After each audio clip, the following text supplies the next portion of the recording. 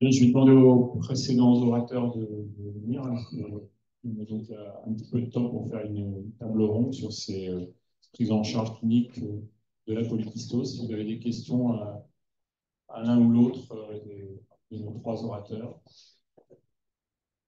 Il y a des questions? Oui. Ah oui, alors.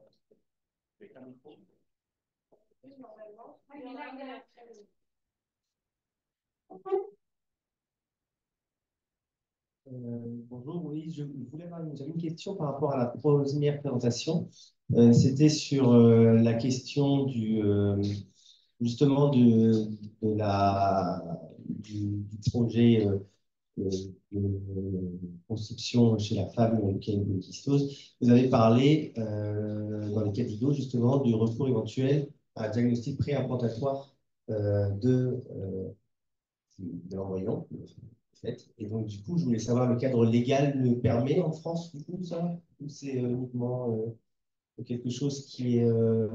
Enfin, je sais aussi en relation globale Catigo, et est-ce que ça, c'est applicable en France actuellement? Je ne suis pas français. Je suis désolé. Le cadre de la loi pour ça, c'est le même en France, hein, parce que dans beaucoup d'autres pays, ce n'est pas le cas. Mais en France, le cadre de la loi est le même pour le diagnostic préimplantatoire et le diagnostic prénatal.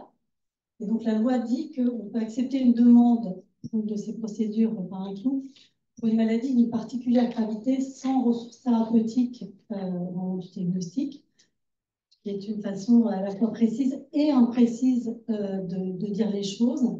Et en tout cas, il y a peu de demandes. On va en reparler demain. Mais pour des tas de raisons, il y a peu de demandes. Mais les demandes sont toutes discutées dans le cadre du comité pluridisciplinaire du diagnostic prénatal. Pour la Belgique, c'est la même chose, hein, c'est tout à fait autorisé. Il y a juste le point qu'on a mentionné, peut-être qu'on va en parler pour la fois. Attention à la FIVETTE hein, chez les patients qui ont une polykystose hépatique. Votre patiente, vous avez montré avec le phénotype dramatique, elle a eu une FIVETTE. Hein. Ça peut faire exploser un foie kystique. Hein.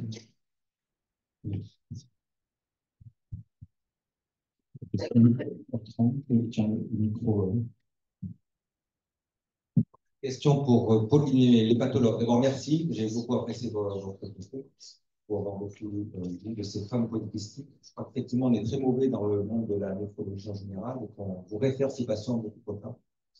Et on les voit arriver dans des états dramatiques.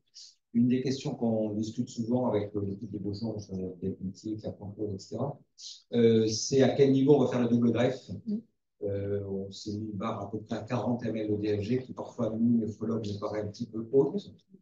Et je vais savoir votre expérience, votre recours à Rennes. On est quasiment, enfin moi j'ai été formée à Beaujon, donc je vais vous dire que j'ai les mêmes recommandations. Mais c'est vrai qu'en fait, normalement, quand on propose une double greffe pour nos patients qui ont une cirrhose et une insuffisance rénale d'autres types, normalement c'est un DFG plutôt à 30-35. Là, c'est vrai qu'on est monté un peu plus haut parce qu'on sait très bien quelle va être l'évolution de ce rein après. Corinne Antoine n'est pas toujours d'accord, mais on arrive à faire. Voilà, il n'y a pas de. La communauté des pathologies est relativement d'accord avec ça, avec ce 40. Et je trouve qu'on est très mauvais sur l'appréciation objective des symptômes. Donc, les questionnaires qui ont été faits par nos collègues hollandais, je pense que ça va beaucoup plus diffuser. On devrait faire un effort commun, néphrologues et pathologues, pour mieux les diffuser et sensibiliser au dépistage précoce. Et juste pour revenir là-dessus, il y a aussi un autre point, c'est que les patients, ils sont un peu des nomades. Ils voient de temps en temps des pathologues, des chirurgiens dans des cliniques, etc. Et on les récupère, on s'aperçoit qu'ils ont une ponction, un cyste, une résection, une fenestration. En fait, le recours au centre expert n'est pas encore dans ce domaine très, très en place. J'ai l'impression quand même de moins en moins. Ouais, de moins en moins. D'autres questions? Merci. J'ai deux questions rapides. La première, c'est concernant la première présentation. Pourquoi est-ce qu'il y a plus, vous avez affirmé qu'il y a plus un facteur de risque surajouté de diabète post-transplantation dans le cas de la polykystose et de carcinome cutané. Il y avait un tableau où il y avait. Oui, oui, c'est les études épidémiologiques qui ont montré ça. Mais Oui. est-ce que c'est une. Donc, il n'y a pas de relation causale, c'est plutôt une association. Association, oui, la causalité n'est pas démontrée. C'est difficile à comprendre. Et une deuxième question, c'est concernant la dernière présentation, c'est concernant la physiopathologie de cette HTA dans la polykystose, justement. C'est une question théorique, mais je ne sais pas ce que vous en pensez, mais est-ce qu'il y aurait un intérêt aux antagonistes des récepteurs de l'endothéline dans ce cas-là, puisqu'il y a moins de sécrétion de HMO? Est-ce que la vasodilatation causée par ces médicaments pourrait avoir un impact plus prononcé dans cette pathologie? Alors, les antagonistes de l'endothéline, vous avez deux récepteurs de l'endothéline, c'est des traitements qui ont été testés dans l'hypertension, notamment dans l'hypertension artérielle résistante. Les vieux antagonistes, le bosentan notamment, sont de toute façon mal tolérés, mais plus on va vers les nouveaux, notamment le macitentan, et moins on a d'effets secondaires. Et d'un point de vue physiopathologique, ça pourrait sembler logique dans la polykystose d'aller tester ça, mais on n'a aucune étude qui le démontre. Donc, c'est possible qu'on tende vers ça si on considère que les données préliminaires sur la dysfonction artérielle sont centrales, probablement quand même que ce sera quelque chose de seconde ligne. Et pour avoir une étude qui se transmette vers des recommandations de prise en charge, il faut un nombre de patients très important. Et j'imagine pas qu'une étude dans la polykystose testerait un antagoniste de l'endothéline de façon suffisante pour que ça rentre dans les recos comme étant plus utile que dans les autres populations, notamment en soins de traitement chronique. D'un point de vue physiopathe, ça fait sens. D'un point de vue pratique, je ne vois pas comment ça rentrera. Alors pour l'instant, ce n'est même pas encore un traitement antihypertenseur. Oui. J'ai une question pour Dominique, parce que c'est vrai que maintenant en pédiatrie, on recommande des tensions assez basses, comme le HALT chez les adultes à 110. Est-ce qu'il y aurait aussi un danger d'hypotension, certainement en pensant à l'ischémie et au third hit qui peut peut-être être responsable de l'accélération de la progression? Chez l'enfant, je ne suis pas du tout un spécialiste de l'hypertension de l'enfant. Ce qui est clair, c'est que dans les études qui comparent deux cibles de pression artérielle, plus la cible de pression artérielle basse est basse, et plus vous avez de complications de tout type, hein, de syncope, de chute, d'AKI, enfin de tout ce que vous voulez. Ça, c'est indéniable. Donc, c'est toujours un rapport bénéfice-risque. Si on se dit qu'on vise une cible plus basse, ben, il faut assumer le fait qu'on prend un risque de mauvaise tolérance, peut-être juste de l'hypothymie, c'est comme ça le plus fréquent, et de complications plus sérieuses. Je pense que plus le patient est jeune, moins ce risque est important, et plus le dialogue et le suivi rapproché sont possibles. C'est aussi pour ça que la reco me semble jouable, enfin entre guillemets jouable, c'est-à-dire qu'on a pris les patients de HALT, et donc c'est moins de 49 ans.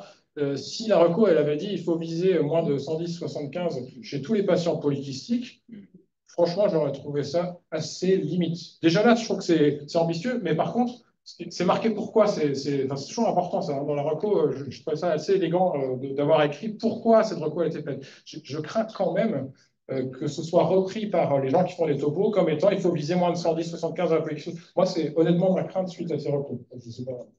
Cette partie est un peu cryptique, j'admets. Et en fait, en pratique, c'est inférieur à 130 sur 85, je pense. Moi, le message que je retiens pour les cibles de pression artérielle dans l'insuffisance rénale, c'est qu'il faut que tous les patients aient une pression artérielle équilibrée selon la cible standard, on va dire 130-80 si vous voulez, et qu'après, ceux qui tolèrent, ils ont un bénéfice cardiovasculaire, hein, on ne va pas se mentir, à tirer plus bas. Donc, si les patients tolèrent à 110, 120, c'est parfait, quoi. Mais ça ne va pas être le cas de tout le monde. Moi, merci déjà pour la présentation. J'avais une question au sujet de la dernière présentation. Il est vrai que le lien entre inflammation et mortalité cardiovasculaire, VHA, est bien connu. Est-ce qu'il y a des études récentes sur la kinérunine, notamment métabolique urémique, toxine chez les patients polykystiques? Je ne sais pas. Je ne vais pas bluffer, je ne sais pas.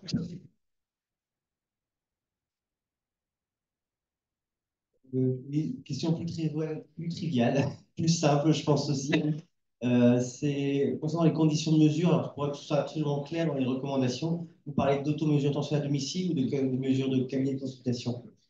Plus simple, je pense. En gros, ceux qui font les recos, je pense, ont le choix entre ce qu'il faut faire et ce qu'on peut écrire dans les recos parce que c'est applicable dans les différents pays. Et donc, selon la société qui fait les recommandations d'hypertension artérielle, vous allez avoir marqué il faut une mesure standardisée au cabinet.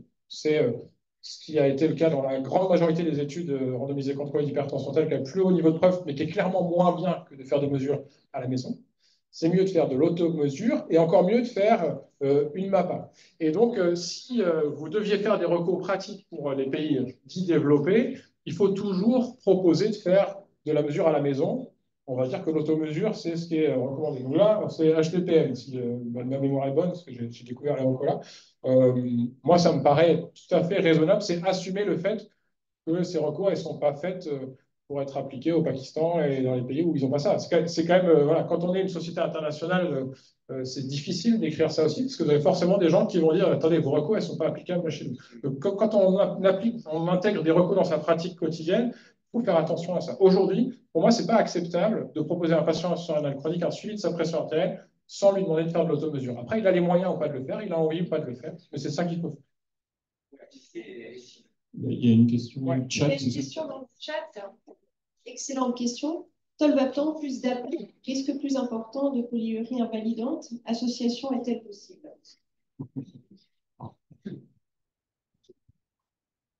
Oui, hein, donc c'est le risque théorique hein, avec la diurèse osmotique plus la natriurie. On pense que la vasopressine, donc c'est ce que vous allez tester bien sûr dans votre.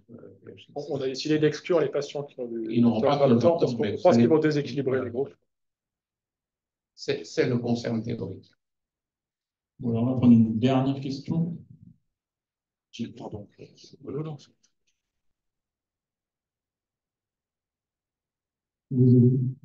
Question de patient et un commentaire. Un traitement type bêta-bloquant, parce qu'il y a beaucoup de patients qui sont déjà sous bêta-bloquant, ce n'est pas tout ce que vous avez indiqué là. Est-ce que ça marche parce que ça agit aussi sur la tension, ou est-ce qu'il y a un effet plus sur le médicament? Et le commentaire, si je peux me permettre, dites à vos patients que la cantine dans les entreprises, ça double la quantité de sel. Et c'est d'expérience. Le commentaire est plus que pertinent. Et à la question, la réponse est assez simple. Les bêta-bloquants, c'est un très bon antihypertenseur, mais par contre, c'est l'antihypertenseur qui a démontré le moins d'effet sur l'une des complications de l'hypertension, qui est les AVC. Et donc, c'est pour ça que les recommandations de ces dernières années n'avaient pas mis les bêta-bloquants au premier plan dans les 3 traitements qu'on peut utiliser, bloqueur du SRA, inhibiteur de calcique et puis les diurétiques.